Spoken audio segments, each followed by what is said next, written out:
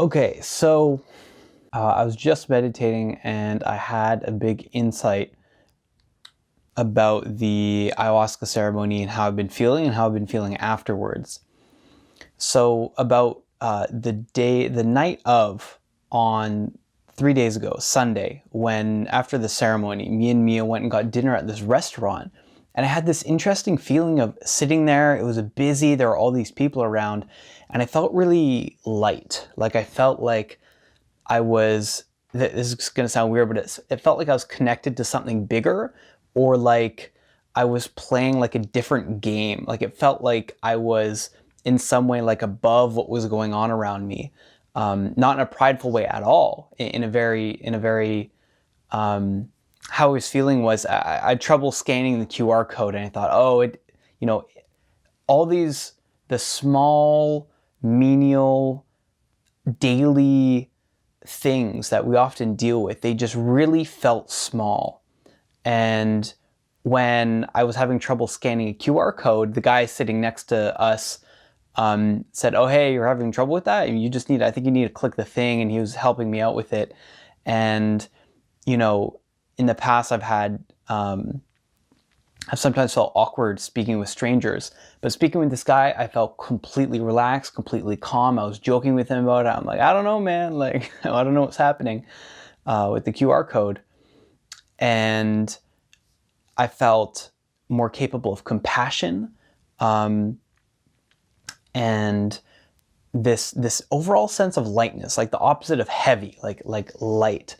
And during my meditation, I just made a connection that I think helped me understand it. I think there's a connection between that lightness, that ease of compassion, that feeling like I'm not invested in these small things, and this instability I felt. I felt kind of unstable, like almost on the edge of like how I felt when I was younger with panic attacks. Like they would be brought on by a sense, it was initially triggered, my panic attacks were initially triggered by the sense of reality not being real. It was a thought that triggered it initially. I was staring at a doorway, and I was lying in bed, and I saw how the light coming through the doorway, when I'd look away, I'd see an imprint of the light like on your eyes. You know what I mean? Like if you look at a light and you close your eyes, I see the ring light right now. It like there's that trace on your retina. I saw that and I thought, what if that isn't real? Like what if that light, that the doorway isn't real? And then this sense of doom came over me, this sense of intense fear took over me, and I felt completely, incredibly scared was how I felt. And I ran at my parents crying, I'm scared. And they asked, why are you scared? I'm like, I don't know why, I'm just scared.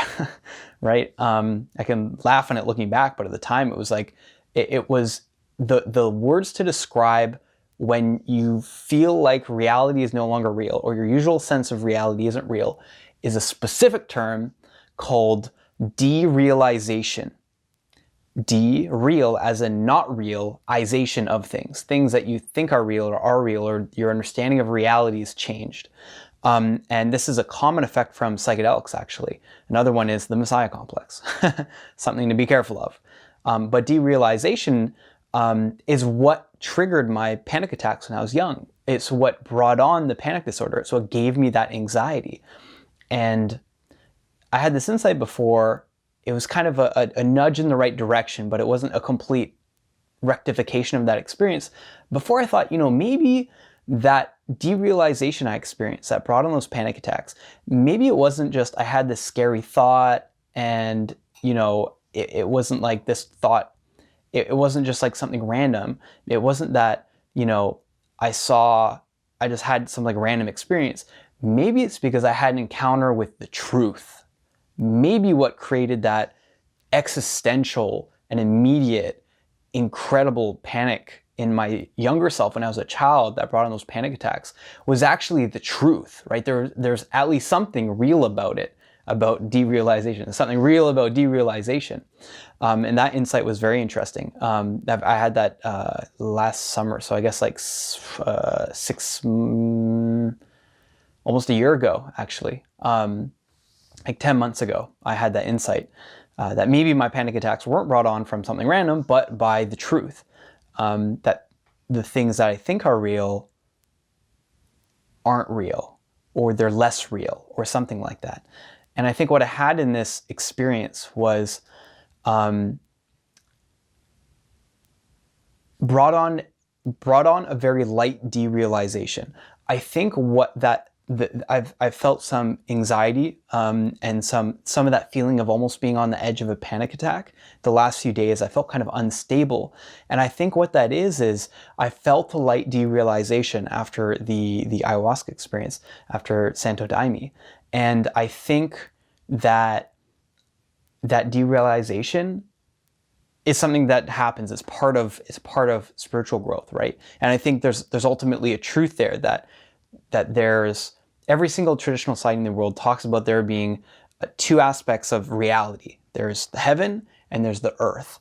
And things that are further rooted in heaven, you could say, are, or I don't know if that's the right language, but things that are more heavenly, let's say, are actually more real. The quality is more real. It's more true. It's more whatever. Houston Smith talks about this in his book, Forgotten Truth, which I have right here. And, oops, there we go. And so, you realize that, traditional societies see the world, the traditional worldview of traditional societies is that there's a heaven and there's an earth. That goes back to shamanic traditions, which is reflected in, of course, the indigenous ayahuasca using aspect of the Santo Daime Church, as well as like every other culture and religion tradition ever until the industrialized Enlightenment era thinking of Western society. So I think in terms of a spiritual awakening, the most spiritual thing about my experience was this light derealization of the earth, you could say, of the menial daily things. And I think that being a child with a very rudimentary understanding of the world, kind of just my immediate thing, to see my immediate world around me feel like it isn't real was too much. It was overwhelming. And that's why it earned a clinical, whatever, DSM, mental illness definition of panic disorder, right? Now, I think that it's an interesting connection between mental illnesses and spiritual truths, actually. And there's ideas that schizophrenics actually have access to things that aren't fake, that in certain societies are embraced and understood as being like shamanic in quality or pointing to other understandings of the world. But we don't have that in the West. So we put it in the DSM-5, which is the book of categorizations of mental illnesses. So anyway, so I believe I've had a light derealization, but just light enough that it's gentle, that I see how I'm being pointed to something higher, I think is the right word. Because this lightness really does feel like an ascension, right? Like I'm sitting in my chair in this restaurant, but I feel like I'm above these like the like petty dynamics of, your food not coming on time and things like that.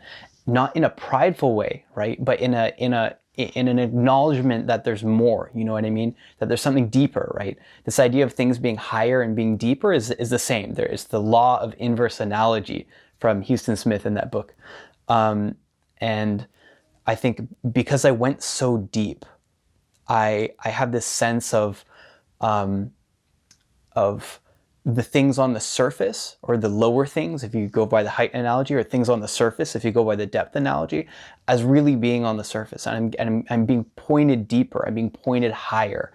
And I think that derealization is part of that process, right? It's like letting go of your attachment to the surface level, menial, lower things, and being willing to let go and go higher, go deeper.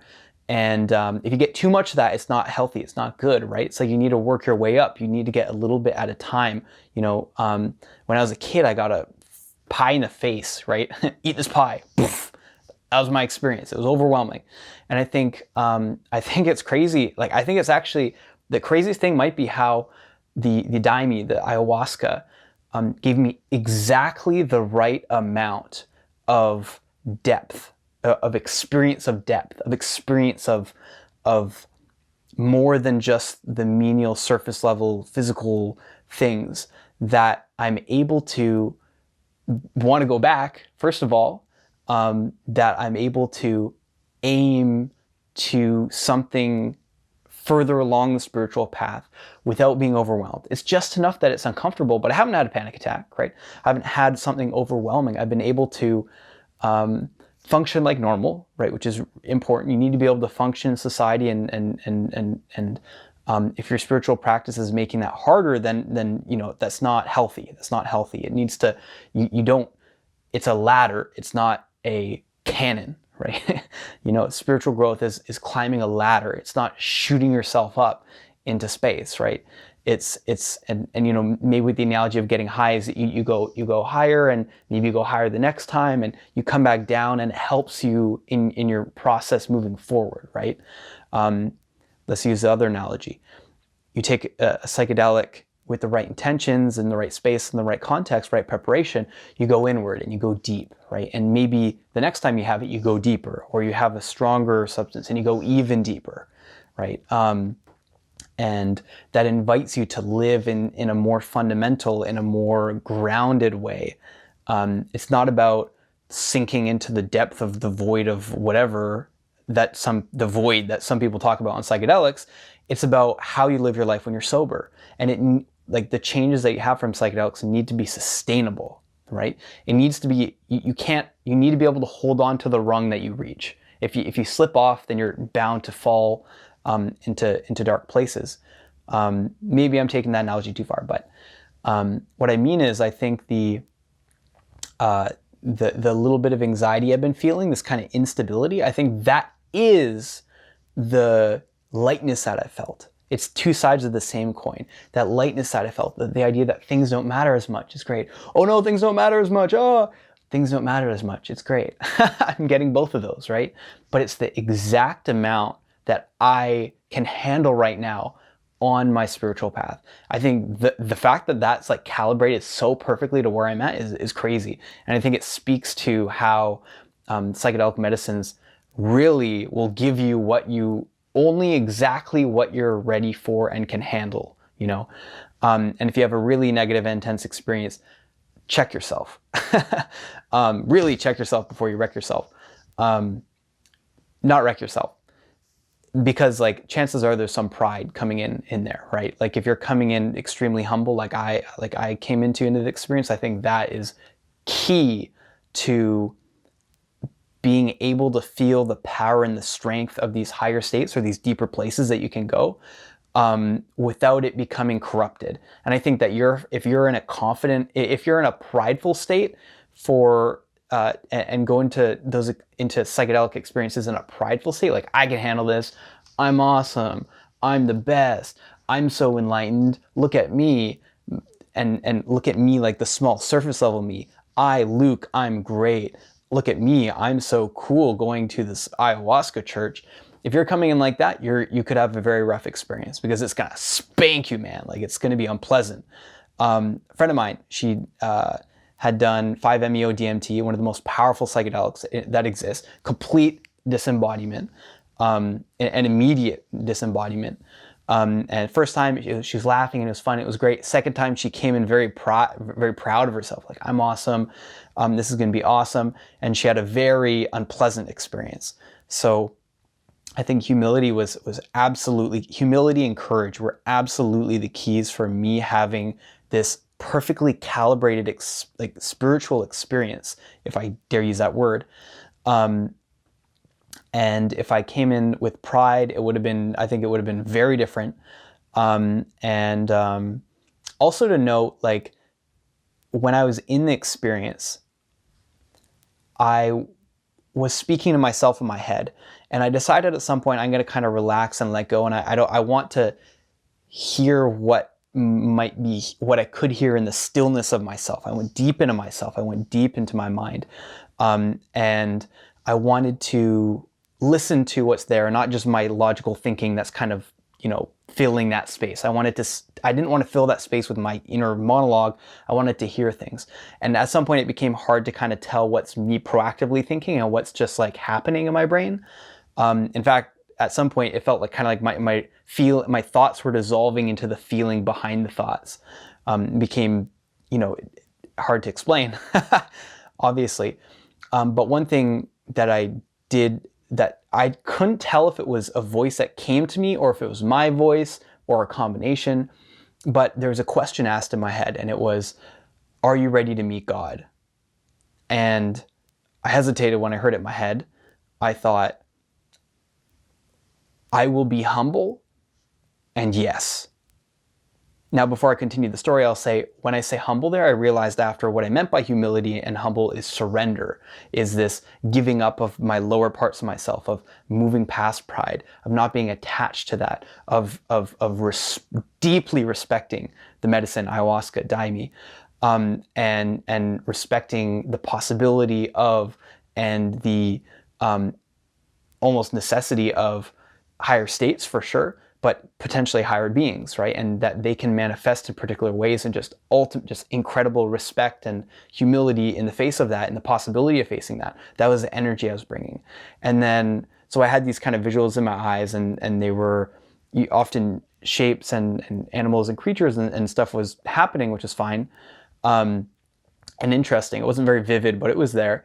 And when I said, I will be humble, and yes, what happened was, there's a change in the visuals. It was as if like a light turning off, you know what I mean? It goes, right? It goes to black.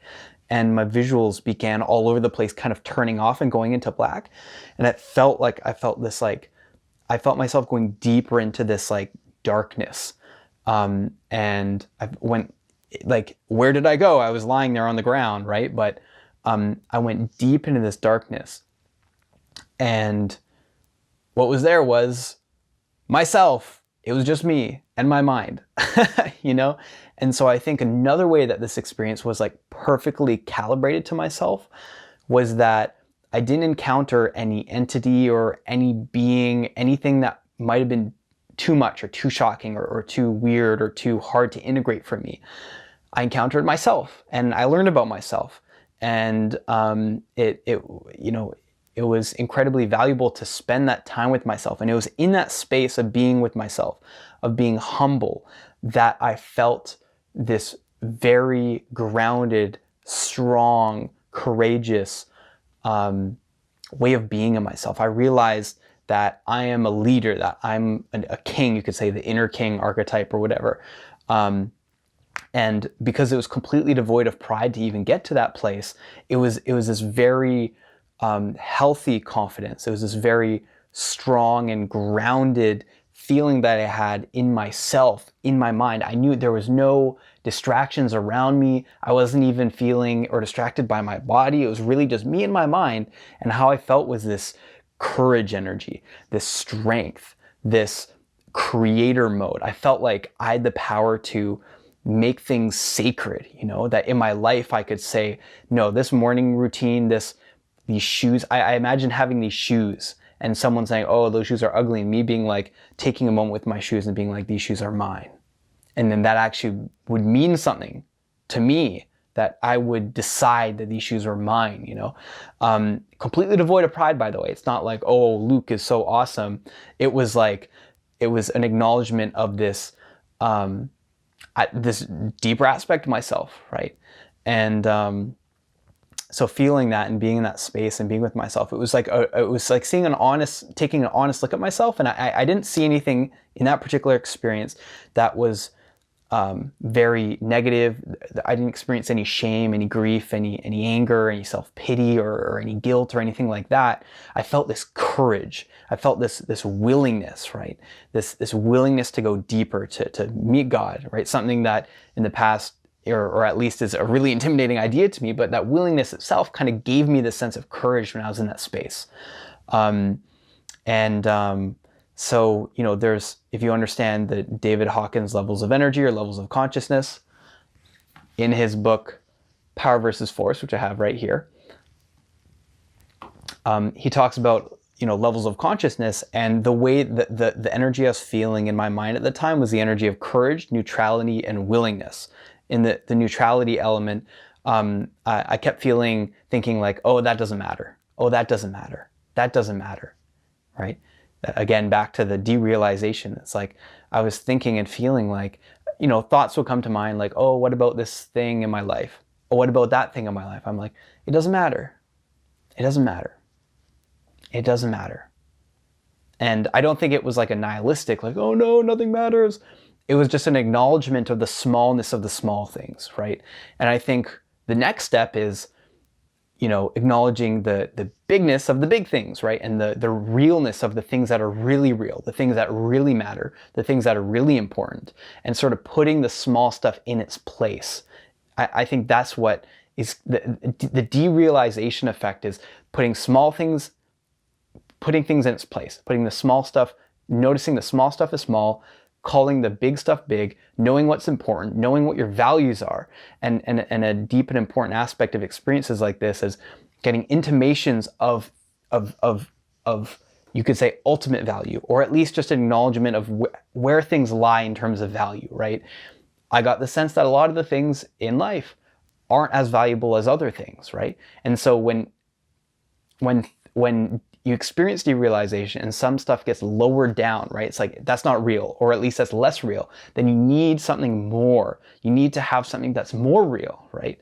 And I think that there's something about those deep inner experiences, or you could say those very high heightened states that you can access, that has to do with value, right? That has to do with importance. That has to do with meaning, right? And there's a hierarchy of all those things.